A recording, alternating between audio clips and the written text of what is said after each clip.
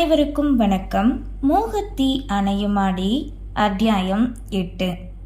நிச்சயம் நல்லபடியாக முடிந்த சந்தோஷத்தில் திருக்குமரனின் குடும்பம் இருக்க இன்னும் 40 நாட்களில் திருமணம் என்பதால் அடுத்த ஏற்பாட்டினை செய்ய நினைத்தனர்.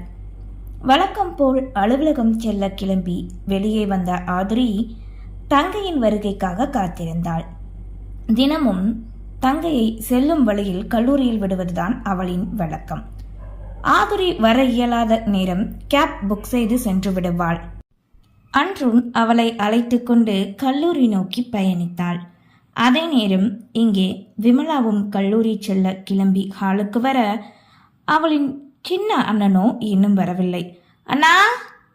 அவனின் அறையை பார்த்து கத்த, எதுக்குடி இப்ப இந்த கத்து கத்துற கேட்டவாறு அவளின் அன்னை முன்னே வந்து நின்றாள். அண்ணன் எங்குமா காணோம்? அச்சிஷோ, சொல்ல மறந்துட்டேன் பாரு. அவன் அரை மணி நேரத்துக்கு முன்னாடியே ஏதோ வேலை இருக்குன்னு போயிட்டாண்டி. இங்க என்னம்மா இப்ப சொல்ற? முதல்ல சொல்லியிருந்தா நான் கேப் புக் பண்ணியிருப்பேன்ல. ஏய், உங்க அப்பாவை கூட்டிட்டு போடி, அவர் சும்மா தானே கிடக்காரு வீட்டில், என்னங்க என்று கணவனை அழைக்க மாடியிலிருந்து அப்போதுதான் இறங்கி வந்தான் தேவகாந்தன். முழுக்கை சட்டையை மடக்கி விட்டவாறே வர, என்னாச்சு, எதுக்கு காலையிலே ஹாலில் கூட்டம் போடுறீங்க என்க அண்ணனிடமிருந்து பேச தயங்கியவளோ அப்படியே நின்றாள். என்ன அமராவதி, எதுக்கு நான் கூப்பிட்ட கேட்டவாறு கணவன் வரவே, இவளுக்கு நேரமாச்சுங்க, காலேஜில் விட்டுட்டு வாங்க, வேலை அப்பவே போயிட்டான், இரு ட்ரெஸ்ஸை மாற்றிட்டு வந்துடுறேன் என கூறி அவர் திரும்ப, அதெல்லாம் ஒன்றும் வேண்டாம், போகிற வழி தானே, நானே ட்ராப் பண்ணிடுறேன், நீ வா என்றவனோ முன்னே நடக்க பயத்தோடு பெற்றவர்களிடம் சொல்லிக்கொண்டு பின்னே வந்தாள். காரின் ஏறி முன்னே அமர மின்னல் வேகத்தில் காரினை செலுத்த நொடியில் பயந்தே விட்டாள் பெண்ணவள். தங்கையின் பயத்தினை பார்த்து சற்று வேகத்தை குறைத்தான் தேவகாந்தன். அவனின் வேகம் அவனுக்கு பிஏவாக வருபவன் மட்டுமே அறிந்தது. சொந்த அண்ணனின் காரிலே இன்றுதான் முதல் முறையாக பயணித்தாள் விமலா. எதுக்கு இப்படி பதற? அது வேளாண்ணா இவ்வளோ ஸ்பீடாக போகாதுன்னே, அதான் என்கவே. அவனுக்கு முதல்ல ஒழுங்காக கார் ஓட்ட தெரிஞ்சா தானே. சரி, உன் படிப்பெல்லாம் எப்படி போகுது? நல்லா போகுதுண்ணே. கார் ஸ்கூட்டி எதுவும் வாங்கி தரவா? ஏன்னா இனி அடிக்கடி வேலை வர முடியாது என்க. என் கார் இன்னும் ஓட்டி பழகலாண்ணே, இப்போ தான் கிளாஸ் போய்கிட்டு இருக்கேன். ஓ அப்படியா? 2 வீலர் லைசன்ஸ் இருக்கா உங்ககிட்ட? இருக்கண்ணே. சரி, ஷோரூம் போய் உனக்கு பிடிச்ச ஸ்கூட்டி வாங்கிட்டு எனக்கு கால் பண்ணு, நான் பார்த்துக்கிறேன் என்று அண்ணனாக அவன் கடமையை சரியாக செய்ய நினைத்தான். அப்பா அம்மா கிட்ட ஒரு வார்த்தை, ஏய் உனக்கு விருப்பம் இருந்தா வாங்கணும், அவங்க கிட்ட எதுக்கு நீ கேட்கணும்? நமக்கு பிடிச்சத நம்ம தான் நம்ம கிட்ட இருந்து கொண்டு வரணும், எவ்வளோ தூரமாக இருந்தாலும், சரியா என்று அவன் வாக்கில் பேசவே ஒன்றும் புரியாது தலையாட்டினாள் தங்கை. பின் அவளின் கல்லூரி வந்து விடவே கேட்டின் முன் நிறுத்த காரிலிருந்து இங்கு விமலா இறங்க அதே நேரம் அங்கு ஹரிதா இறங்கினாள். இருவரும் ஒருவரை ஒருவர் பார்த்து வழக்கம் போல் புன்னகைத்து கையசைத்தனர். பின் தான் அண்ணனின் புறம் திரும்பியவளோ சென்று வருவதாக கூறினாள். எப்போதுமே ஹரிதா இறங்கியதுமே ஆதுரி உடன் இறங்கி அவளின் தோழியோடு ஓரிரு நொடி பேசுவாள். நேரமாகிவிட்டால் மட்டுமே சென்று விடுவாள்.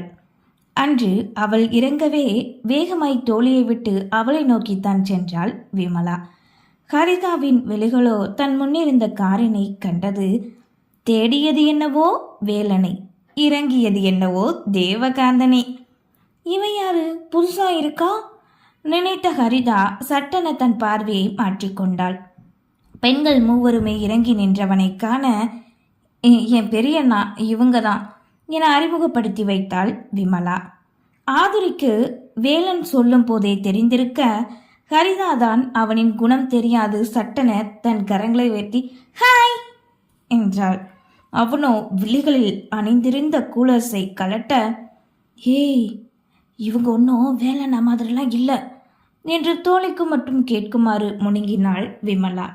ஹரிதாவிற்கு அவனின் முரட்டுத்தனமான பார்வையும் விமலா கூறுவதும் வித்தியாசமாக இருக்க கண்டு கொள்ளாது அன்று அலுவலகத்தில் வைத்து அவமானப்படுத்திய கடுப்பில் நின்றாள் ஆதுரி. வணக்கம் மேடம், வாழ்த்துக்கள் என்று நக்கலான எள்ளல் பேச்சோடு ஆதுரியை தேவகாந்தன் காண, எதுக்குன்னு தெரிஞ்சுக்கலாமா? வாழ்க்கையில் அடுத்த அடிக்கு போறீங்களே, அதுக்காக தான். நல்லபடியாக அமைய வாழ்த்துக்கள் சொன்னேன் என்று தலையை சாய்த்து அழுத்தமாக கூறவே, ஏனோ அது ஆதரிக்கு சரியாகப்படவில்லை. அவனின் பார்வையும் ஏதோ வித்தியாசமாக இருப்பதை உணர்ந்தாள். சரி, எனக்கு நேரமாச்சு, நான் கிளம்புறேன், நாளைக்கு பார்க்கலாம் என பெண்களிடம் மட்டும் கூறிய ஆதுரி அவனின் வாழ்த்தை தவிர்த்துவிட்டு சென்றாள்.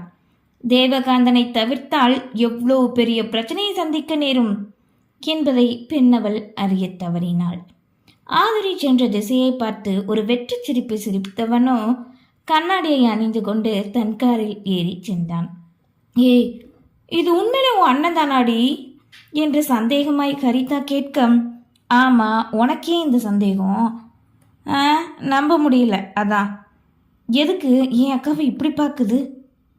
உன் அக்காவேன்னு இல்லை, எல்லாரையுமே என் அண்ணன் முறைச்ச மாதிரி தான் பார்க்கும்.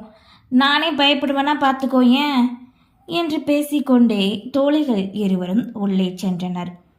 பின் நாட்கள் செல்ல துருவுக்கும் ஆதரிக்கும் இடையில் நட்பினை மீறி காதல் மலர ஆரம்பித்தது. சந்தோஷமாக ஜோடிகள் இருவரும் தங்களின் திருமணத்தை எதிர்பார்த்து காத்திருந்தனர். அதற்குள் பூகம்பமாய் ஃபேக்டரியிலிருந்து அழைப்பு வரவே அதனை எடுத்தார் திருக்குமரன். சொல்லுங்க ராஜன். சார், என்னாச்சு? இருக்கிற எல்லாமே ரெடி பண்ணி முடிச்சாச்சு. ஆல்மோஸ்ட் வெளியில் கொடுத்து விட்டுட்டோம் நாங்கள். இனி வந்தாதான், நாள் வேற ரொம்ப குறைவாக இருக்குது சார். இப்போ வந்தால் கூட வந்த ஆர்டர்ஸ் எல்லாம் முடிக்க முடியாதுன்னு தோணுது எங்களுக்கு என்க நெற்றியிலே கை வைத்து விட்டார். அப்போதுதான் அறைக்குள் நுழைந்த ஆதிரி தவிப்போடு இருக்கும் தந்தையை கண்டாள். அவரோ பேசி முடித்து கைபேசியை வைக்க என்னவென்று கேட்டாள். ஃபேக்ட்ரியிலேருந்து கால் பண்ணாங்க என்றதுமே, ஆமாப்பா, குடவுன்லேருந்து முடிஞ்சிருச்சுன்னு சொன்னாங்க. ஆன்லைன் ஆர்டர்ஸ் வர ரொம்ப இருக்குப்பா. நீங்கள் ஒரு தடவை உங்கள் கம்பெனிக்கு கால் பண்ணி கேளுங்க, இல்லைனா அப்படியே வேறு இடம் வேணால் நம்ம பார்த்துடலாம்ப்பா என்க அவருக்கும் அதுவே இப்போதைக்கு சரி எனப்பட்டது. அவர்களின் கம்பெனிக்கு தொடர்பு கொண்டு கேட்க, அதுவோ மணித்துளிகள் கடந்த பின்னே தான் அழைப்பு எடுத்தது. எதற்காக அழைத்தோம் என்று கூறவே அழைப்பினை அப்படியே வேலனுக்கு மாற்றினர். சொல்லுங்க, என்ன விஷயம் என்க.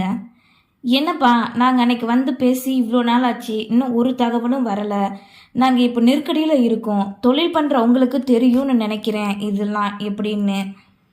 எங்களுக்கு புரியுது சார், ஒரு 10 மினிட்ஸ் டைம் கொடுங்க, நான் எங்கள் பாஸ் கிட்ட கேட்டு சொல்கிறேன் என கூறி கைபேசியை வைத்தவனோ நேராக அவனின் அண்ணனின் அறைக்குள் நுழைந்தான்.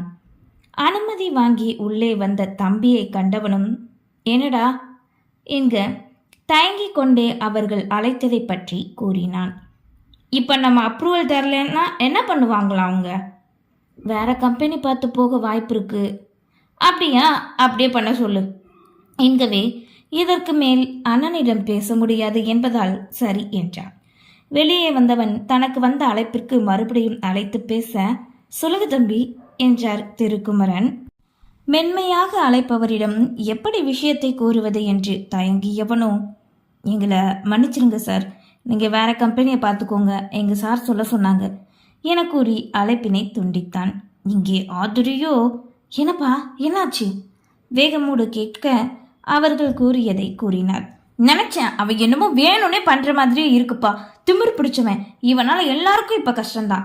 நான் கேள்விப்பட்டேன் அவன் ஒரு கிராதகன் என்று தன் ஆத்திரம் தீரும் வரை தேவகாந்தனை திட்டி தீர்க்க, சரி விடுமா, முடிஞ்சது தான், இப்போதாவது சொன்னாங்களே, நம்ம வேற கம்பெனியை பார்த்துக்கலாம் வா என்றதும் இருவரும் அமர்ந்து அப்போதே அதற்கான வேலையை தொடங்கினர். நேரங்கள் சென்று ஒரு வழியாக சிறந்த கம்பெனி ஒன்றை தேர்ந்தெடுத்து அங்கு தொடர்பு கொண்டு பேச, அவர்களோ நாளை நேரில் வாருங்கள், பகிர்ந்து கொள்ளலாம் என்றனர். சரி, நிம்மதியாக உணர்ந்தவர்கள் மறுநாளே அந்த கம்பெனிக்கு செல்ல அங்கே தந்தை மகள் இருவரையுமே வரவேற்றனர். இதுக்கு முன்னாடி நீங்கள் யார் கூட டைப் வச்சுக்கிட்டீங்க என்க. இதெல்லாம் ஏன் இவங்க கேட்குறாங்க? மனதிற்குள் நினைத்தவாறு ஆதரி இருக்க பதில் கூறினார் திருக்குமரன். அவ்வளோ பெரிய கம்பெனியில் கூட இருந்தவங்களா இப்போ இங்கே எங்களுக்கு முன்னாடி வந்து நிற்கிறீங்க இப்போ எங்ககிட்ட வர்றதுக்கான காரணம் என்னன்னு நாங்கள் தெரிஞ்சுக்கலாமா? அந்த டீல் எங்களுக்கு முடிஞ்சு போச்சுங்க, கான்ட்ராக்ட். ஸோ அதை நான் அவங்கக்கிட்ட எங்களுக்கு வச்சுக்க விருப்பம் இல்லை. அதனால தான் இப்போ நாங்கள் உங்கள் கம்பெனிக்கிட்ட வந்திருக்கோம் என்று ஆதிரி கூற, ஓகே நம்ம ப்ராசஸ் பண்ணலாம் என்றவரோ அதனை பற்றி பேச அவர்களும் தங்களின் எண்ணத்தை கூற ஒரு வழியாக டீலிங் முடித்தனர்.